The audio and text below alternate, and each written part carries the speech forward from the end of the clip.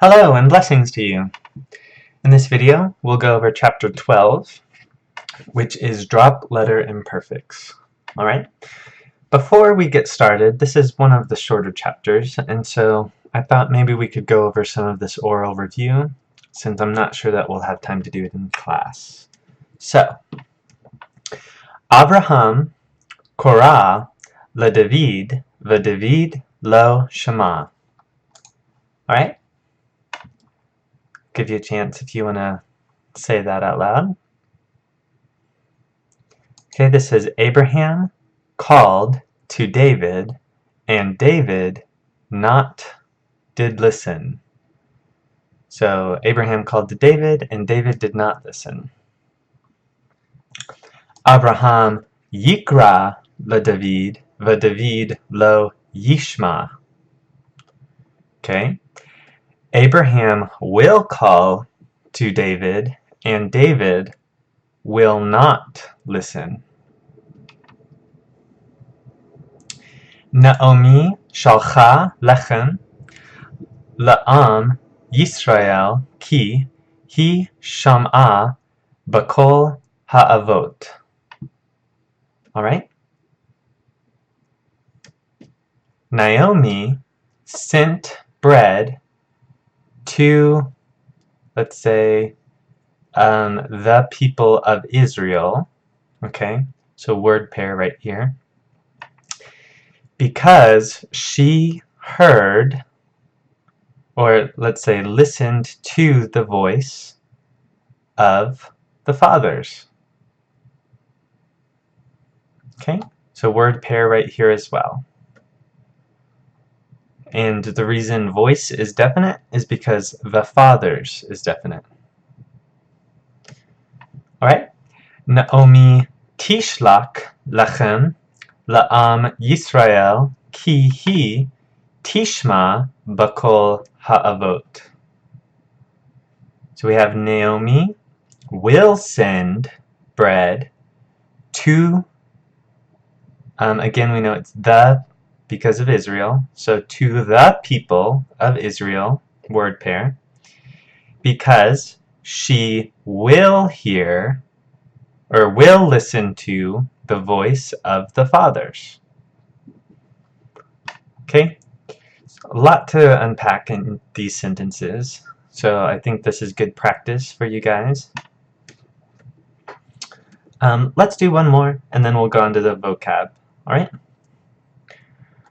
Karu malchei Moav lakol anshe ha'eretz v'heim malku b'Moav. Okay? So they called the kings of Moab. Notice kings is plural here because it's a word excuse me, because it's a word pair. We know that because of the Sarah Yod ending, and then Moab. So the kings of Moab. So the kings of Moab called out to all of the men of the land, and we know men is definite because land is definite, so we have another word pair here. And they ruled in Moab. Okay?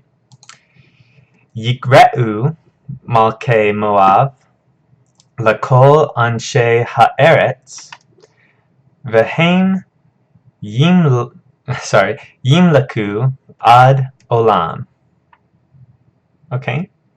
So again, we have the kings of Moab will call, notice it's in the imperfect now, will call to all of the men of the land. Okay, so again, another word pair. And they will rule forever, until eternity, forever. Okay?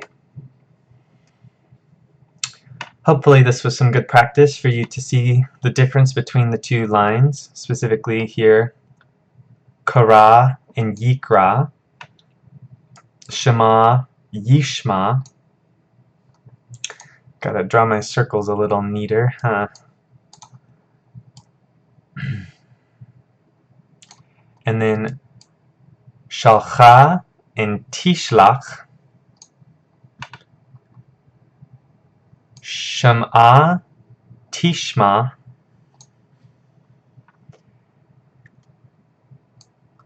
kore'u, yikra'u, and one more, malku, yimlaku. Okay? So notice the difference in these forms. In each of these that I've circled, obviously the difference is between the perfect in the first line and the imperfect in the second line. Alright? So that should be some good review over chapter 11. Let's go on to vocab. Now, vocab in this chapter is going to be super easy because it's just review. It's review of all of the verbs that you've gone over up to this point. So we're not going to spend a whole lot of time going through this, okay? Hopefully you guys are already familiar with these verbs. If not, this is your chance. Become more familiar with them. So what we're really coming to today is we're talking about drop letter imperfects. Alright? Now, I do want you to focus on this first sentence, and I hope it's not discouraging, but most of the verbs in the imperfect tense in the Bible are irregular. Okay, so I don't know, I already underlined it, so here's a sloppy arrow. But so most verbs in the imperfect tense in the Bible are irregular. Okay, what that means is while it is important that you learn that form, let me pull back up chapter 11. So it's important for you to recognize this, okay? You do need to memorize this paradigm that we talked about in the last video. But there are going to be some modifications to it, okay? Now, the first types of modifications that we're going to talk about are weak letters, okay? And they're called weak letters because a lot of times they'll just kind of drop out on us. So in the perfect tense, we've already talked about third hey. Okay, so when the third root letter is a hey, in the perfect tense, a lot of times it will drop out. Well, in the imperfect, we have yod, vav, nun, lamed, and hey. When any verb starts with those letters, which are a lot of the letters we've learned so far, so like halak, yada, yeshav, lachak, and there's lots of other ones. But when a verb starts like that, a lot of times their first letter will just drop out. Okay, so here are 4 examples of that. So yod, dalet, ayin. When that yod drops out, all that you're left with is a dalet and an ayin. Lamed, kof, chet. The kof and the chet remain, but that lamed has dropped out in the imperfect. Yod, sheen, bet. That yod drops out, and all we're left with is the sheen and the bet. And hey, lamed, kaf. Lamed and kaf remain, but the hey drops out. Okay. Now, again, the best way to identify these are first to remember the signal letters. Okay. Remember those signal letters, and then be aware that these 5 letters might drop out. So if you take away the signal letters and all that you're left with is 2 letters, you might just start plugging these in, okay? So let's kind of take yada and let's work backwards. So we'll kind of have some to show, but I'm going to change color here. Blue is my favorite color, so okay, so let's take yada and let's pretend that we don't really know what's going on, and we took away the signal letters of the imperfect. We know it's an imperfect verb, and we took away those signal letters, and now we are left with a dalet and an ayin. Okay? One thing you could do, you could just start plugging in things and be like, hey, dalet ayin, that doesn't sound right. Lamed dalet ayin? No, that doesn't look right either. Nun dalet ayin? Still no. Vav dalet ayin? Nope. Yod dalet ayin? Well, I know that that means to know. So that's one way to kind of approach this. Okay, hopefully that's helpful to you.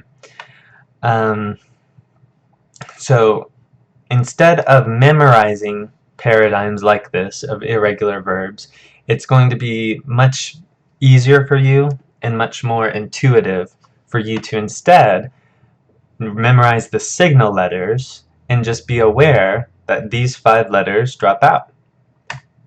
Okay? So, well, again, we're not going to memorize this. Okay? This is what you should memorize. This whole paradigm.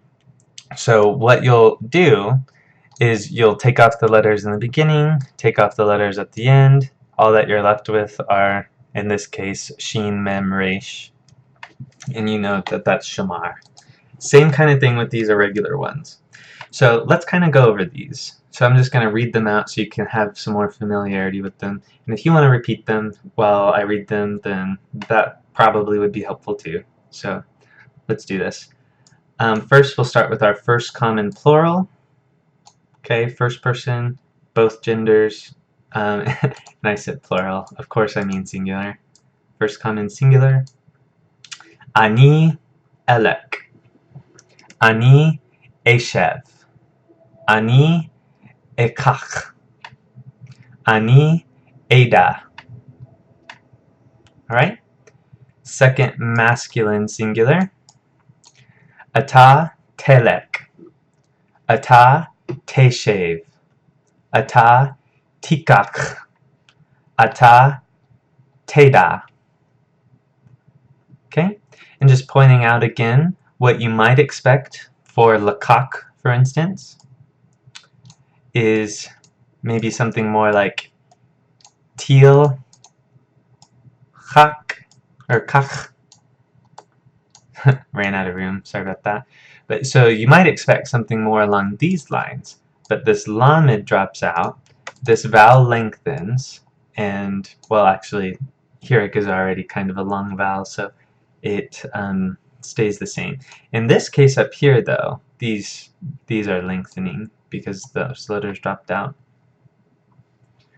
Okay, so on to 2fs, second feminine singular. At teilki, at teshvi, at tikchi, at teid'i. Okay. On to our third masculine singular. Hu yelek, hu yeshev, hu yikach, hu yeda. 3fs.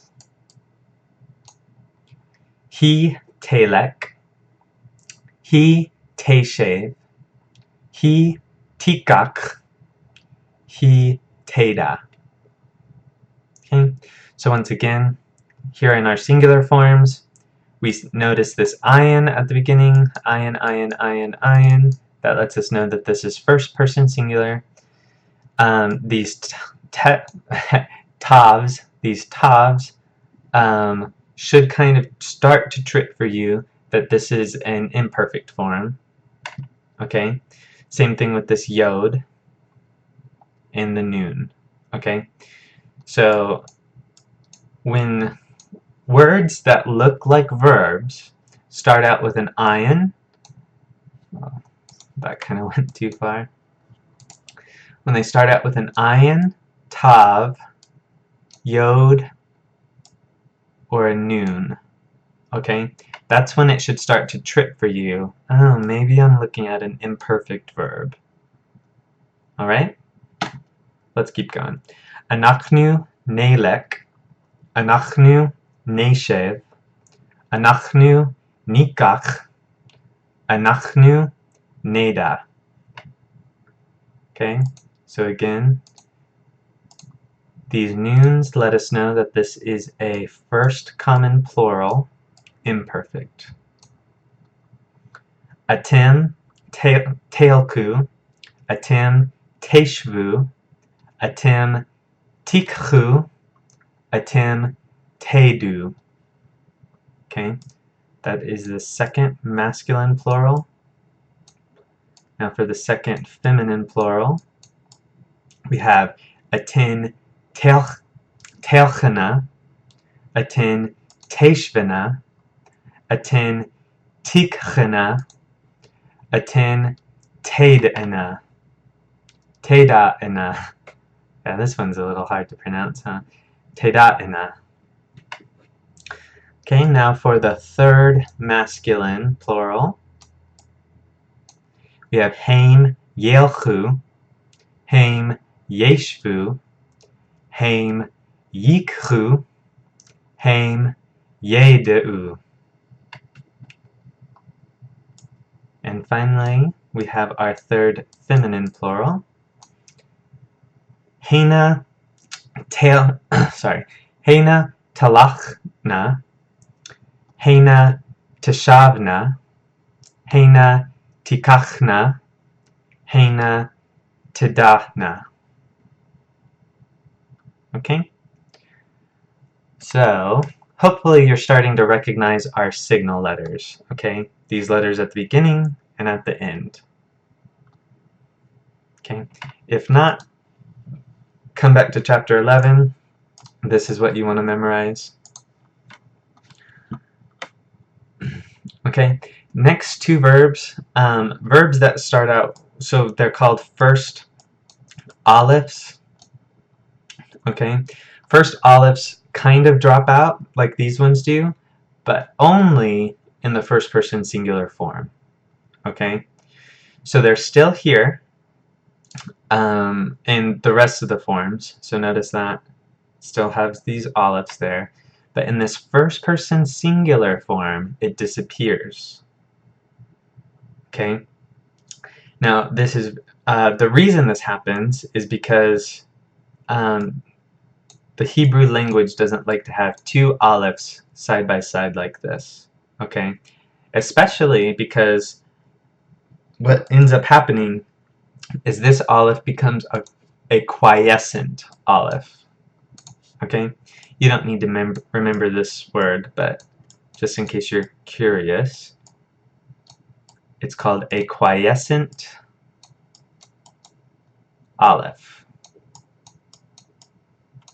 And basically, what that means is that it has no sound quality to it at all. Okay, notice there are no vowels around this aleph. It would be pronounced exactly the same if I just removed it. Okay, there's no sound quality. This would be tomar. This also would be tomar. Okay, and that's called a quiescent aleph. Okay, now we just can't have those two alephs side by side here, so that's why it drops out in this first person. But so be familiar with this, memorize this. With verbs that start with aleph in the imperfect, okay, in the imperfect, first person common singular, so I, that aleph is going to drop out, okay, because that aleph gets added in for the imperfect. Alright, well let's kind of let's see what this looks like. So, ani okal, ani omar. Okay, now this is a form that you will see in the Bible constantly. Okay, so you will see this a lot. You will also see this form a lot.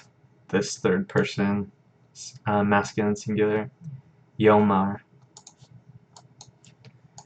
Okay, so ani Omar.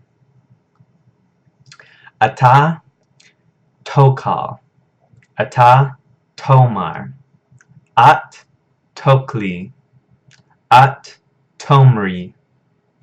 Hu yokal, hu, yomar, he, tokal, he, tomar, anachnu, nokal, anachnu, nomar, atem, toklu, atem, tomru, aten, tokalnu, sorry, tokalna, aten, tokalna, aten, tomarna, haim, yoklu, haim, yomru, heina, tokalna, heina, tomarna. Okay? So just hoping that sounding these out will help you to start to identify kind of these patterns. So hopefully you're starting to recognize when we say all of the first person ones, they all sound similar to one another. Okay?